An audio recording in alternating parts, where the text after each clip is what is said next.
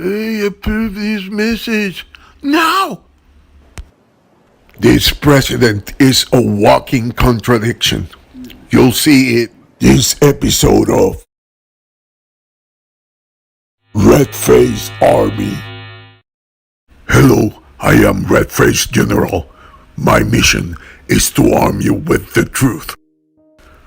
Make sure to support us by subscribing, turning the notifications on, and slapping a like. Let me know in the comments who did more.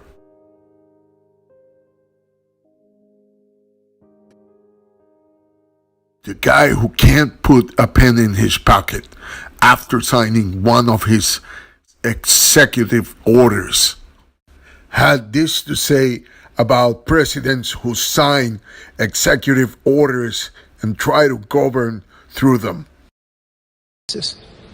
No, well, I got to get the votes. That's why, the one thing that I have this strange notion. We are a democracy. Some of my Republican friends and some of my Democratic friends even occasionally say, well, if you can't get the votes by executive order, you're going to do something. Things you can't do by executive order unless you're a dictator. We're a democracy. Then there is this. Joe Biden almost quadrupled the amount of executive orders signed by Obama, who had the record before him, in the first 3 days, and 33 in the first 6 days. And by now, we know the Democrats hate the First Amendment. 5,000 jobs lost on this one.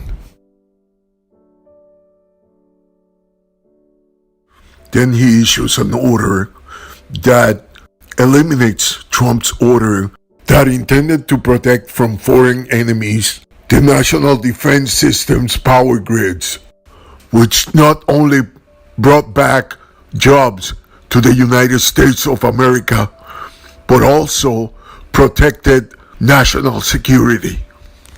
But why? Why Joe Biden wants to eliminate this? Isn't he interested in protect the national security of the United States of America? Maybe he's thinking about family first and national security last. Do you agree with Joe Biden in letting or trusting China with our defense power grid? Yes? No? Put it in the comments. This one affects thousands of families in the United States of America by losing thousands of jobs. The unions that backed Biden feel betrayed about what he is doing right now. The Ute Indians in Utah are suffering because of this policy. I want to talk about how this affects more than the employees in the pipeline. But first, I want you to hear this. Actually working in Nebraska last week, building one of the pumping stations. 2 hours after the new administration was sworn in, of course, they signed an executive order canceling the permits for the pipeline. And it wasn't an hour after that, I was laid off. Another clip shows you the importance of this pipeline and what it meant in terms of jobs and in terms of policy. This video is from this channel, so please support them, subscribe to the channel. I will leave a link so you can subscribe to them. First, I would like to ask for you guys to subscribe to this channel. Today is January the 21st, 2021. And let's reverse back to yesterday, Mr. Biden's inauguration. Soon after the inauguration, he went into his office and he signed 17 executive orders. So I know these orders wasn't written in one day, so it's all been planned, these executive orders. And one of these orders that affects my industry the most that I'm in is the gas and oil business. So what he did, he signed an executive order to revoke the permits of the Keystone XL pipeline. And this pipeline been going on for a few years. It's about 300 plus miles of pipe already laid. So soon as he signed this executive order, the first thing happens is contractors have to go on standby. And when a contractor goes on standby, you guys know what happened. The first thing the contractor do, they have to start laying off employees. So yesterday, after the signing of that executive order, thousands of people lost their jobs in the oil and gas industry. You know, I know things are going to get better, but that one executive order cost thousands of jobs. But as friends and allies of the United States, we are deeply disturbed that one of President Biden's first actions in office has been to rescind the presidential permit for the Keystone XL pipeline border crossing.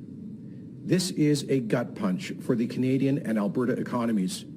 Sadly, it is an insult directed at the United States' most important ally and trading partner on day one of a new administration. Today, as I speak, over 2,000 women and men have lost their jobs or are heading home from good-paying union jobs as a result of this decision. My thoughts go to every one of them as they cope with the distressing consequences of today's decision.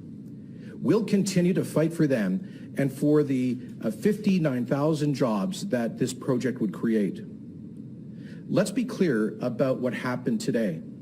The leader of our closest ally retroactively vetoed approval for a pipeline that already exists and which is co-owned by a Canadian government, directly attacking by far the largest part of the Canada-U.S. trade relationship, which is our energy industry and exports. The portion of Keystone XL that crosses the Canada-U.S. border between Montana and Saskatchewan was installed last summer. It was built following a decade of rigorous environmental analysis and approval. Thousands of union workers are being fired as we speak as a result. If this doesn't show you the gravity of the situation, I don't know what would. Stay informed. Arm yourself with the truth. Next.